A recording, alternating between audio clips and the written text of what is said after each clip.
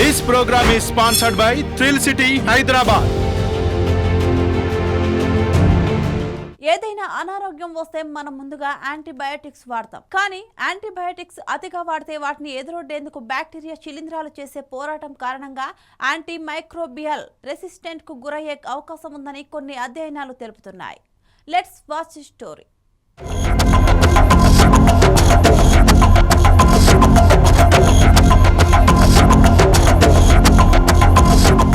AMR అంటే anti microbial resistant కారణంగా 1990-2021 మధ్య 10 లక్షల మంది మృతి చెందారని అంచనా.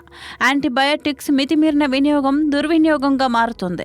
యాంటీబయాటిక్స్ ఎదుర్కొనేందుకు బ్యాక్టీరియా శిలీంధ్రాలు చేసే పోరాటం కారణంగా యాంటీ మైక్రోబియల్ రెసిస్టెంట్ ఏర్పడుతుంది.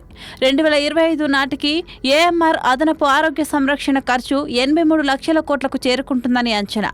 చికిత్స లేని సూపర్ బగ్స్ బారిన పడి 2050 నాటికి ప్రపంచవ్యాప్తంగా దాదాపు 4 కోట్ల మంది ప్రాణాలు కోల్పోయే అవకాశం ఉందని ఓ అధ్యయనం పేర్కొంది. యాంటీ మైక్రోబియల్ రెసిస్టెంట్ పై నిర్వహించిన గ్లోబల్ రీసెర్చ్ లో ఈ విషయం వెల్లడైనట్టు లాన్సెట్ పేర్కొంది. ఈ సమస్యను తక్షణం పరిష్కరించుకుంటే ఈ సమస్య మరింత పెరుగుతుందని అధ్యయనం ఆందోళన వ్యక్తం చేసింది.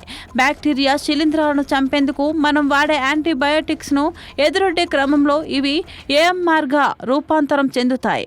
ఫలితంగా ఇన్ఫెక్షన్లకు చికిత్స చేయడం కష్టంగా మారుతుంది. అంతేకాదు సర్జరీ, క్యాన్సర్ ట్రీట్మెంట్లను క్లిష్టతరంగా మారుస్తుంది.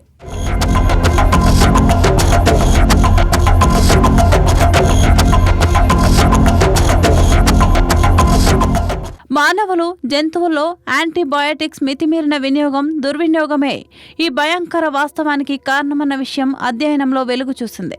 నిజానికి యాంటీమైక్రోబియల్ ఔషధాలు ఆధునిక ఆరోగ్య సంరక్షణలో కీలక పాత్ర పోషిస్తాయి. అయితే వాటిని కూడా ఎదురొడ్డేందుకు బ్యాక్టీరియా శిలీంధ్రాలు చేసే ప్రయత్నం ఆందోళన కలిగిస్తోందని వాషింగ్టన్ యూనివర్సిటీలోని institute of health metrics and evaluation team విస్మయం వ్యక్తం చేసింది.